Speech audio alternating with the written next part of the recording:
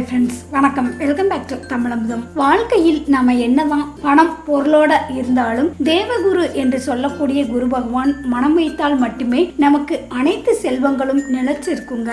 அதிர்ஷ்டம், மகிழ்ச்சி, திருமண யோகம், செல்வ செழிப்பு ஆகியவற்றின் காரகராக விளங்கும் குரு பகவான் ஒருவருடைய ராசியில் சுப வீடுகளில் இருந்தால் அவங்களுக்கு அதிர்ஷ்டம் அடைதாங்க. தற்போது மேச ராசியில் ஜென்ம குருவாக வலம் வந்து கொண்டிருக்கும் குரு பகவான் ரிஷப ராசிக்கு எப்போது செல்வார் அப்படின்னு பார்க்கலாங்க. குரு பகவான் தனது பயணத்தில் ஒரு ராசி மண்டலத்தை கடக்க சுமார் 1 வருடம் ஆகுங்க. அதன்படி 12 ராசிகளையும் கடந்து வர 12 ஆண்டுகள் ஆகும். குரு பகவான் பெரும்பாலும் எல்லா ராசிக்காரர்களுக்கும் நன்மைகளை செய்ய விரும்புவாருங்க. அப்படி அவர் கெடுபலன்களை செய்ய வேண்டிய கட்டாயம் ஏற்பட்டாலும் அந்த கெடுபலன் நமக்கு ஒரு படிப்பினையை உணர்த்துவதாகவே இருக்குங்க. குரு பகவான் திருக்கணித பஞ்சாங்கத்தின்படி 2024 ஆண்டு மே 1 தேதி புதன்கிழமை திருவோணம் நட்சத்திரத்தன்று பிற்பகல் 2:29 மேசராசியிலிருந்து ரிஷபராசிக்கு இடப்பெயர்ச்சி அடைகிறாருங்க. காலபுருஷ தத்துவப்படி ராசி மண்டலத்தில் இது 2ஆம் வீடுங்க.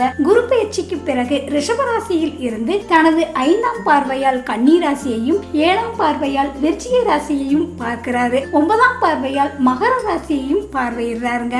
இந்த குரு பயிற்சியால் குருபலம் கிடைக்கக்கூடிய ராசிகள் கன்னி, விருச்சிகம், மகரங்க. கன்னி ராசிக்காரர்கள் இதுவரை அஷ்டம குருவினால் படாத பாடு பட்டுட்டு இருந்தாங்க. இந்த ஆண்டு இவங்க கஷ்டங்களில் இருந்து விடுபட போறாங்க. 9ஆம் இடம் பாக்கியஸ்தானங்க. அதனால நிறைய நன்மைகள் நடக்குங்க. பதவியில் முன்னேற்றம், குடும்பத்தில் சந்தோஷம், மிகப்பெரிய நல்ல யோகமான பலன்கள் நடக்குங்க. குரு பகவானின் பார்வை உங்க ராசிக்கு கிடைக்கிறதுனால கோடி கோடியாக செல்வம் தேடி வரப்போகுதுங்க. இது அதிர்ஷ்டகரமான காலகட்டம். உங்க குடும்பத்தில் சுபிட்சமும் சந்தோஷமும் ஏற்படும். மனமும் மகிழ்ச்சியா இருக்குங்க.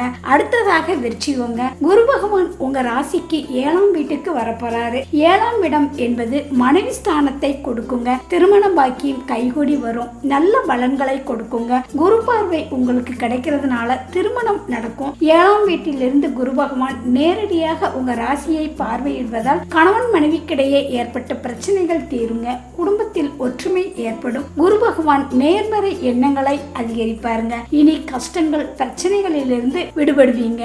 மகரம், தற்போது 7.5 சனியால் சிரமப்பட்டு வர்றீங்க. 2024 ஆண்டு மே மாதம் முதல் உங்க ராசிக்கு 5ஆம் இடமான பஞ்சமஸ்தானத்திற்கு குரு பகவான் வர்றாருங்க. இனி காரியங்கள் அனைத்துமே சித்தியாகுங்க. இந்த ஆண்டு குரு நிறைய நன்மைகளை செய்ய போறாரு. பூர்வ புண்ணிய ஸ்தானத்தில் குரு பகவான் அமரப்போவதால் உங்க ராசிக்கு குருவின் அருள் பார்வை கிடைப்பதால் தொட்டது தொடங்குங்க. புதிய முயற்சிகளில் வெற்றி கிடைக்கும். திருமணம், குழந்தை பேரு போன்ற சுப விசேஷங்கள் நடக்குங்க. நினைச்ச காரியம் வெற்றிகரமாக முடியுங்க. இந்த வருடம் உங்களுக்கு வெளிநாடு செல்ல யோகத்தை கொடுப்பாரு குரு பகவானுங்க. இதை பற்றிய உங்களோட கருத்துக்களை மறக்காம கமெண்ட் பாக்ஸ்ல கமெண்ட் பண்ணுங்க.